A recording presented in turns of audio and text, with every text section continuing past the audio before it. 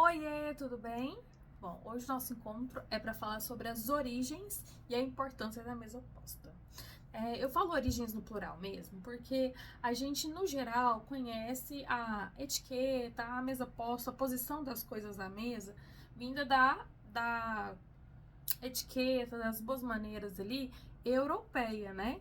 Que era também chamada de continental. Então, esses hábitos, essas regras se estenderam aqui para a América. Nos Estados Unidos, eles adaptaram para o estilo americano, mas é um pouco adaptação mesmo pro hábito deles, a própria cultura europeia, tá? E a gente vem replicando aqui no sul, né? A gente vem replicando e vendo o que também dá certo para nossa comida ou não. Talher para cima, talher para baixo, essas coisas foram adaptações necessárias, porque cada região também tem sua culinária, né? Tem suas peculiaridades.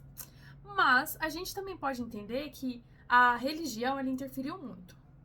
Na Europa, a Igreja Católica, porque a gente vai falar lá das origens mesmo, né?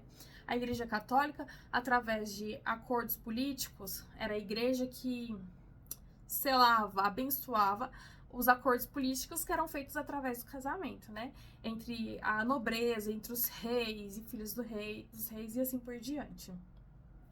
Então, nesse lado aqui ocidental, a gente vai ver isso. No lado ocidental, na África aqui também, cada religião foi interferindo também nos hábitos culturais do povo. Então vai ter hábitos de pessoas que comem com as mãos, pessoas que não comem certos alimentos, pessoas que evitam certas combinações. Também tudo isso interfere através de um legado, de uma antiguidade mesmo ali de conhecimento que vai sendo passado de geração em geração e adaptado para a rotina, né? As boas maneiras, no geral, é vivo. O comportamento ele vai mudando. Vivo igual a gente fala assim, a língua é viva, né? A gente vai, de acordo que as coisas vão mudando, evoluindo e trocando, a gente também vai fazendo certas adaptações. Mas a base da língua é a mesma, não é? É a mesma coisa aqui. A base do comportamento das boas maneiras é a mesma, que é a empatia. E a empatia trata-se de cuidar do outro, receber o outro, deixá-lo confortável. E isso é um ponto muito importante que a gente vai trabalhar ali mais na frente. Porque a gente também tem que pensar, antigamente, não era uma preocupação tratar o outro apenas bem. Porque também através dos hábitos, do jeito que você comia a carne à mesa, tudo isso era um reflexo de como a pessoa expunha e recebia poder. Então, quando um convidado queria demonstrar força, bravura ou discordância com o rei que tivesse recebendo, né, os convidados e tudo mais, ele não precisava debater verbalmente. Às vezes um jeito agressivo de comer a carne, o jeito que joga o osso, tudo isso eram sinais, eram comunicação. Então, tudo teve um motivo, né? Tudo tem uma explicaçãozinha. E por falar em explicação, a gente vai entender então por que o garfo fica à esquerda, a faca e a colher à direita. A gente tem um apanhado aí cultural muito incrível. No século XVII a gente vai ter o rei Luís XIV, que foi importantíssimo. Esse você já pode decorar. Rei Luís XIV, ele foi o primeiro a convidar chamar os convidados à mesa com um pouco mais de requinte, com um pouco mais de protocolo. E entre outras coisas, ele tem tipo um livro, né? Tipo um livro de regras que as pessoas precisavam seguir. E claro que se um rei estabelece as regras, todo mundo se dispõe a fazê-las, né? Tem muito engraçado porque a gente pensa em Leonardo da Vinci como um criador, assim, mil coisas, mas a gente sabe pouco do que ele já criou. E acredite se quiser, o guardanapo foi uma das invenções dele. Antigamente se usava as toalhas de mesa, muito longas, e com elas se limpavam a boca. Só que as toalhas não eram trocadas diariamente, então ficava aquele, vamos assim, pano sujo à mesa, né? E aí o Leonardo da Vinci muito incomodado com aquela falta de higiene. Não que eles fossem todos muito higiênicos, né? Aquele lá é sem educação, sem higiene, eu sou muito limpinho. Não tem nada a ver com isso. Tinha a ver também com os hábitos antigos, né? Mas ele percebeu que aquilo ali podia ser resolvido de outra forma quando ele criou pedaços da toalha de mesa, que são os guardanapos. Então, por isso que passou a ter um guardanapo um pedacinho. E aí a gente troca ele mais do que a toalha de mesa, né? Claro que se ela estiver limpa. Mas aí a gente vai pensando e andando sobre essas curiosidades. Eu queria trazer para você uma coisa muito legal. Sobre história mesmo. Por que que a faca tá sempre do lado direito, a colher também e o garfo do lado esquerdo? As pessoas vão pensar, poxa, canhoto nunca teve a vez, né? Então vamos facilitar para eles, vamos deixar o garfo do lado esquerdo, que é a mão com a qual a gente vai comer. Vamos dar essa graça aí pro canhoto. Embora eu seja canhota e seja muito beneficiada por isso mesmo, não foi para nos ajudar que essa separação dos talheres veio. Antigamente se usava faca o tempo todo. Todos os homens tinham sua própria faca, que era a faca de caça. Então eles andavam com a faca presa na bota. Então era muito normal, ou tipo o que a gente vê, tipo canivete, né? Muito normal que eles tivessem a própria faca. Então o primeiro talher ali é a faca. Esse é o primeiro que veio pra mesa. E outra coisa é a colher, porque os caldos existem desde sempre. É uma comida muito comum, né?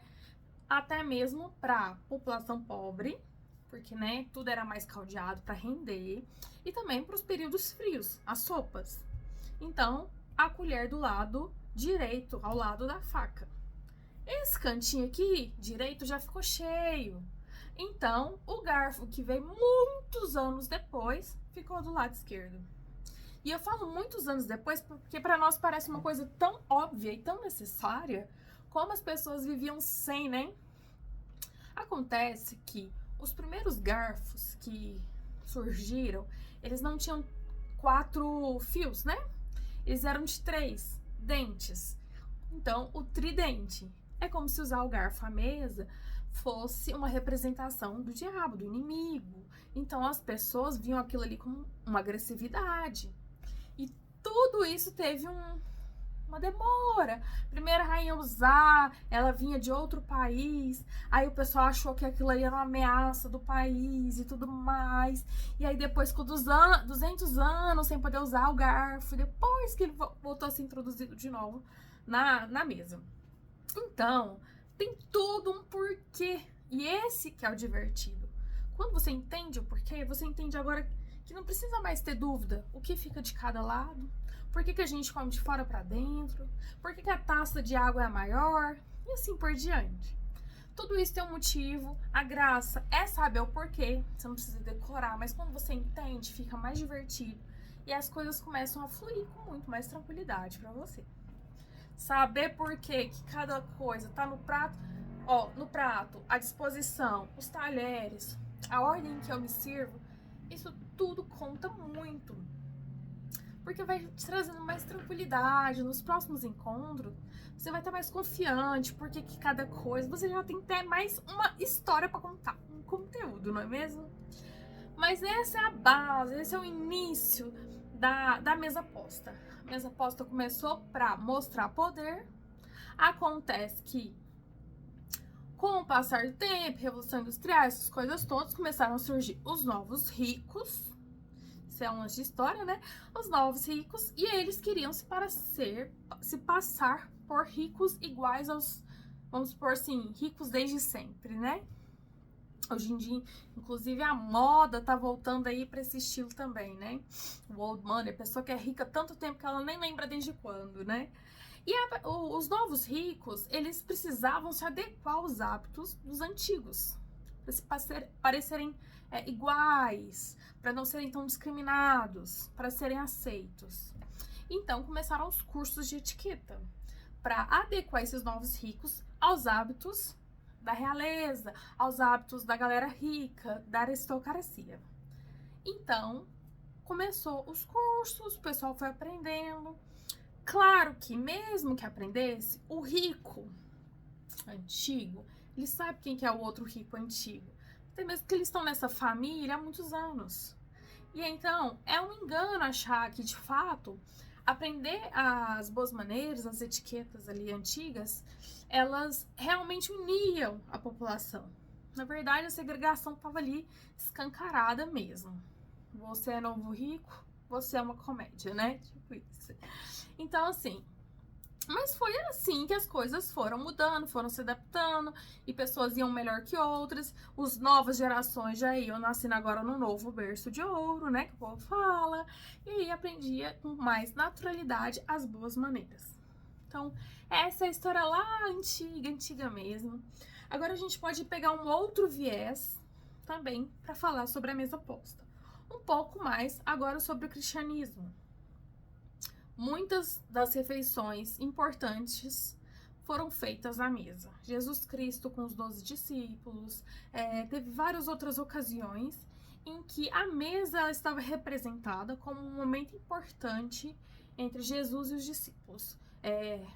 Os amigos também, sempre tinha uma ocasião em que a refeição ela era um momento de partilhar, multiplicar. Então, dentro do contexto religioso católico, cristão, que adota a Bíblia, né, como um livro sagrado, a parte da mesa, ela realmente é valorizada. Então, a gente pode também pegar esse cunho religioso e trazer para a necessidade de se manter a mesa posta, de criar vínculos com a família por ali, como se fosse um legado de Jesus Cristo. Assim, não, claro, não tem essa transcrição da Bíblia, mas se trata de uma compreensão de união, de harmonia que acontecia à mesa com Jesus Cristo, tá bom? Então a gente pode pegar esse viés e trazer para um benefício familiar. Não tem nada de errado com isso. Na verdade, existem muitos cursos em algumas igrejas que falam justamente pegando esse viés religioso para você trazer para o seu lar. Então, assim, isso já está mais que natural para você entender também que tem vários motivos para você praticar a mesa posta em casa, guardar esse momento com a família. Você pode pensar assim, mas eu não consigo fazer todas as refeições em casa. E é normal. Você é uma pessoa normal, então isso acontece. Só que você deve tentar priorizar. Eu não consigo todos os dias. Não tem problema, mas tenta fazer o mais próximo disso, quase todos os dias, já é um excelente começo. De ter pelo menos uma refeição com toda a família. Os horários são muito diferentes. Tenta encontrar um momento comum, um momento que vocês podem estar juntos e falar de coisas boas à mesa. Esse início pode soar estranho, pode ter gente que pergunta pra quê? Cansei, não quero mais. Isso é tudo normal, tá? Porque quando a gente começa um hábito novo, a gente precisa se adaptar. Existem estudos que você precisa praticar a mesma coisa por pelo menos 21 dias até você entender que o seu organismo entender que isso já é um hábito. Imagina, 21 dias ali, ó, na marra, criando um hábito novo pra começar a valer, certo? Então, essa importância, esse princípio, começou aí a explicação de como a mesa posta, ela é um lugar, eu vou chamar de sagrado, mas não só pelo cunho religioso, tá? Mas também. Mas é sagrado porque dali a gente pode tirar muitos benefícios. Benefícios para sua mente, porque você pode relaxar e acalmar nesse momento, comer com calma, refletir mais sobre si, sobre a vida, sobre a família, conversar com o próximo, o filho, o marido, a mãe, quem você tem ali na mesa sempre, sobre o futuro de vocês, sobre propósitos, sobre coisas bacanas que aconteceram, projetos, todas essas coisas, elas devem ser conversadas à mesa. Muito contrário de coisas problemáticas. Problema a gente senta ali no cantinho, na sala e vai conversar ali depois, em outro momento. A gente brinca que, tipo assim, na mesa só coisa boa pra não dar indigestão, tá bom? Não é hora de traumatizar ninguém. Só conversa boa. E, por favor, conversa boa não é necessariamente uma conversa de elevador, né? Uma conversinha trivial. Inicialmente é necessário, sim, um esforço, um bem-querer de fazer aquilo ali ser gostoso, tá?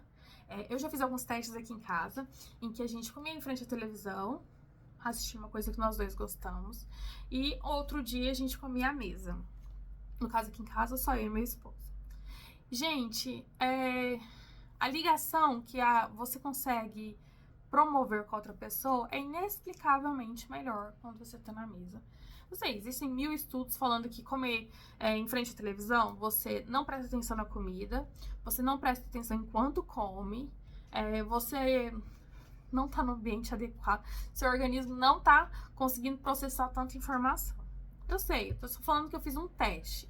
E depois eu fiz na mesa, uma refeição à mesa mesmo, as mesmas coisas, o mesmo capricho, só que com a mesa preparada. Capricho eu falo da comida, né?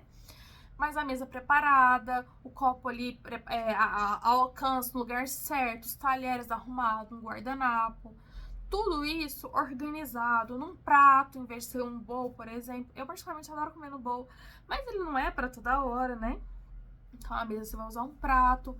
E aí, a gente vai percebendo o quanto a ligação, o olho no olho, a risada, ela acontece com muito mais espontaneidade. Claro, eu tenho o hábito de conversar, meu esposo a gente já tem um relacionamento muito longo, e isso pra nós é muito mais fácil. Só que você pode ter facilidade ou não, você pode ter esse hábito ou não, você pode ser recém-casado ou não, casamento antigo, não tem problema. O tempo que você dedicar é o que você vai colher. Então, se você quer esse tipo de relacionamento, de troca, de comunicação, de risada ali, você precisa gastar um tempo a mais construindo isso, certo? Então, é o que a gente tá aprendendo aqui, é o que a gente vai falar mais em outros episódios, né? Sobre como a gente pode trazer a mesa posta, o ambiente ali, um lugar de mudança mesmo, um lugar que super traz só benefícios para você e para sua família, tá bom? Então, eu também quero falar sobre algumas coisas sobre a sua louça. Porque eu tô falando de mesa posta, servir a mesa, o copo no lugar, e a gente ainda não conversou um pouco sobre a louça. Gente, a louça, primeiro é que você tem. É muito comum, vamos assim, tratando da maioria, é que inicialmente tem uma louça toda branca. Pratos brancos, prato de sobremesa branca, os talheres de inox ali no prato, né? Então, essa louça básica é a que a maioria das pessoas tem. Pode ser que você tenha uma louça diferente, não tem problema, aquelas de vidro, pode ser louça que você herdou, né? Uma coleção, tem umas peças tão lindas, né? Tudo isso é louça que pode ser que você já tenha. Quando eu falo de louça branca, é porque a branca é como se fosse realmente um quadro em branco. E com quadro em branco a gente pode fazer o que quiser. A gente pode combinar mais branco para dar um ambiente mais clarinho, um cru, fica super levinho. A gente pode trabalhar uma ideia mais rústica, trazendo acessórios para acompanhar, que também fazem parte da louça, que a gente já vai falar futuramente, né? Para dar um ar mais rústico, porque a gente pode usar outros elementos para decorar e compor essa ideia. A gente também pode... Falei de uma louça branca com uma louça mais delicada, de família. Você pode pegar essa louça branca moderna e mesclar com essa delicada de família. Porque normalmente as antigas, né, elas eram basicamente trabalhadas no floral, né? Em flores menores. Mas assim, eu nunca vi uma louça antiga que não fosse espetacular. Então ela pode trazer esse ambiente mais romântico para a mesa, pode trazer essa ideia mais clássica, super vai bem. Então a louça branca, ela brinca com qualquer coisa. Você pode fazer uma ocasião de Dia dos Namorados, Dia das Mães e Natal, que tudo tem um fundo vermelho, né? Vermelho, meio rosa. E o branco intercalando isso. Só que o que vai mudar? Os outros componentes que você vai combinar.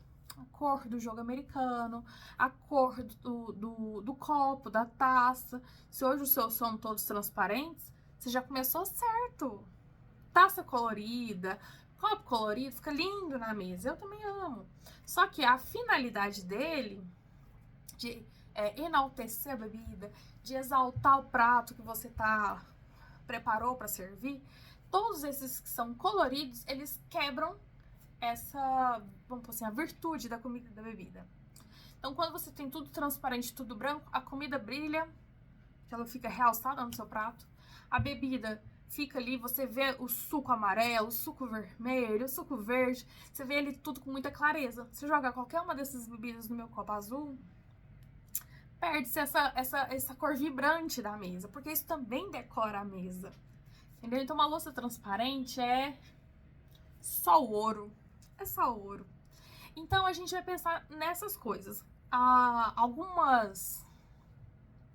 Algumas coisas a gente vai colocar colorido para servir, para decorar a mesa. Mas com certeza, o branco transparente, eles são indispensáveis. Indispensáveis. Eles não brigam com nada. Eles combinam 100%, né? E também tem outra coisa que eu quero falar, das taças coloridas, né? Porque a gente vê também, além das taças de suco e água, a gente também vê as taças de vinho. Gente, de espumante. Ah, umas mais lindas que a outra. Tem umas de espumantes que eu acho, assim, belíssimas, belíssimas. Elas têm tipo uns douradinhos, como se fossem as bolinhas, né? Nossa, gente, fica tão lindo. Mas assim, ela tem um ar muito festivo. Eu acho lindo. Cabe na minha casa toda a louça que eu acho linda? Não, nem na minha casa e nem no meu bolso. E é por isso que a gente tem esse curso aqui. Porque a gente quer otimizar a nossa louça, otimizar as nossas compras. Então tem coisas lindíssimas. Se você amou e você pode pagar, vai lá e faz. Vai lá e compra. E pelo amor de Deus, usa. Se é lindo, se é do seu gosto, usa. Tá? Faz daquela louça uma ocasião. Agora, taças vermelhas, taças azuis, elas são lindíssimas na mesa. Mas elas perdem muito, muito mesmo a função. Quando se trata de vinho, principalmente. E se trata de apreciar o vinho. Quando a gente quer apreciar o vinho, o ideal é que ela seja uma taça transparente, de cristal, o tamanho adequado. Claro que existe uma infinidade de taças para vinho, mas um tamanho adequado para um vinho branco, uma taça maior para um vinho tinto, para o aroma dela circular dentro da taça, você respirar, sentir antes de beber. Tem tudo um porquê, né, gente? Então, assim... eu não tenho taças variadas na minha casa. Então, eu tenho, sei lá, uma taça de vinho. Eu uso ela pro meu espumante, eu uso pro meu vinho tinto, eu uso pro meu vinho branco. Tudo bem, é a que você tem. É tudo ótimo. Agora, se você vai escolher, você vai comprar, você vai usar num restaurante, não fica trocando só porque, tipo, uma taça de vinho branco é muito pequena. Eu gosto da taça de vinho tinto porque ela cabe mais. Então eu vou usar a taça de vinho tinto pra pôr meu vinho branco, aí eu encho. Gente, se enche já a taça de vinho branco. Mesmo ela sendo menor, você enche mais quando se trata de vinho branco. Então não tem necessidade de se aumentar também a taça. Agora, só tem aquela taça no restaurante. Tá tudo certo. É ela que será usada, tá bom? Então a gente a gente deve conhecer o porquê das coisas. A gente tem que entender que quando a gente pode adaptar, quando não se faz necessário e quando de jeito nenhum. Algumas coisas realmente, gente, não se faz porque você tem educação, você pensa no próximo. Então tem coisas que mesmo você sabendo assim, é assim que se faz, mas eu quero fazer o oposto, você sabe que não deve fazer.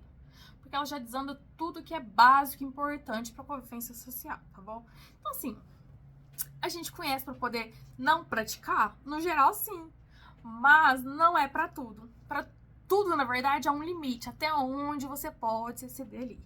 Tá bom? Aí você fala assim, Marina, então você tá me falando que eu não preciso ser uma pessoa que pratica as regras da etiqueta o tempo todo? Eu não preciso ser polido o tempo todo? Não é isso. Porque as regras, elas são baseadas num comportamento formal. A base é um comportamento formal. E isso hoje, ele se restringe a poucos eventos reais, eventos presidenciais. Então, se você tiver um evento nobre desse tipo, aí, tipo, por favor, é quase que, tipo assim, obrigatório. Então, por isso que a gente precisa saber, vai que você dá tão certo na vida mesmo, e aí você vai ter um encontro desses, não é? Mas assim, a gente tem que saber o máximo, porque se a gente se pegar na situação dessa, a gente vai bem. E também pra gente poder falar assim, não, aqui não é mais tão necessário. Aqui eu posso adaptar. Aqui eu não preciso disso, tá bom? Então, tudo isso é muito importante pra você agir com naturalidade, com mais tranquilidade, quando você for sair de casa, quando você for receber pessoas na sua casa. Tudo isso é importante. E agora eu quero falar um pouco sobre o preparo da mesa. A gente pensa no nosso dia a dia, garfo e faca, mas existem tantos tipos de faca. Existe, perdão, existe também a culinária japonesa. Nossa, como ela expandiu aqui pro Ocidente, como ela tá assim, ela tá no auge há muito tempo, na verdade. E ali o prato é diferente, o bowl é diferente, o talher é diferente, que é o hashi. Então, tudo isso a gente entende que é um preparo de mesa diferente. A gente precisa entender o posicionamento. Existe uma coisa, eu já adianto pra vocês, que eu até falei no começo, assim, do garfo ser do lado esquerdo e tava beneficiando os canhotos. Eu vou te falar que, na verdade, é bem o contrário.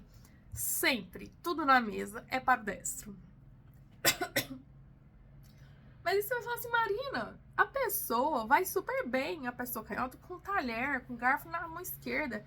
E eu que sou destro, sofro, não consigo acostumar, tenho que ficar trocando talher, porque eu não consigo me adaptar com a mão esquerda. Gente, isso aqui foi um golpe de sorte que a gente teve, apenas. Porque existe um entendimento cultural em que a mão esquerda é a mão suja e a mão direita é a mão limpa e a da prosperidade. Então, tudo que é do lado direito, tudo começa do lado direito. Então, você entra na mesa do lado direito e sai pelo lado esquerdo. O garçom te serve pelo lado direito, a comida suja, o resto, sai pelo lado esquerdo. Entendeu? Então, é assim, toda cultura que existe uma separação, praticamente todas têm. O lado direito é o lado limpo, o lado esquerdo é o lado sujo. Ai, gente, é péssimo, né? Mas é isso. Eles não vão ficar te falando isso o tempo todo. Mas, se eu não me engano, na Índia, não se pega dinheiro com a mão direita. É como se você tivesse cancelando, você tivesse desprezando a prosperidade. Entendeu? Você só pega o dinheiro com a mão esquerda porque ele é um dinheiro sujo. Olha que loucura. Mas é isso mesmo. Eu gostaria que você pensasse que algumas culturas, algumas tradições, elas vão interferir em tudo. Vão interferir no jeito que a gente se comporta, no jeito que a gente come, a velocidade que a gente come. Já deve ter visto em algum, sei lá, não sei se você gosta de filme de época e tal, de realeza. Mas existe um filme muito interessante sobre a Rainha Vitória. E ela é da Inglaterra. E ela comia pouco, não gostava tanto dos... E era assim. Ela era a primeira a ser servida. Então ela começava a comer. E as outras pessoas eram servidas depois dela. Então, assim, como ela já tinha começado a comer, que é a anfitriã, os outros, assim que a comida ia chegando, eles podiam ir comendo. Só que a hora que ela parava, todo mundo tinha que parar. Menina, tinha gente que mal tinha colocado a comida na boca. Ela já parou. Aí todo mundo tinha que parar. E você acha que isso parou lá na época da Rainha Vitória? Rainha Elizabeth também tinha esse protocolo. Enquanto a rainha para, todos param. Você sabia disso? Legal, não é? Assim, pode ser mais difícil, mas é legal saber disso. E tá tudo certo. Pessoas da família real são treinadas, principalmente os que nascem ali, eles estão muito acostumados com esses protocolos. Não tô falando que eles gostam, tá? São coisas diferentes. Mas eles estão acostumados com isso, tá? Então não causa tanto espanto pra eles.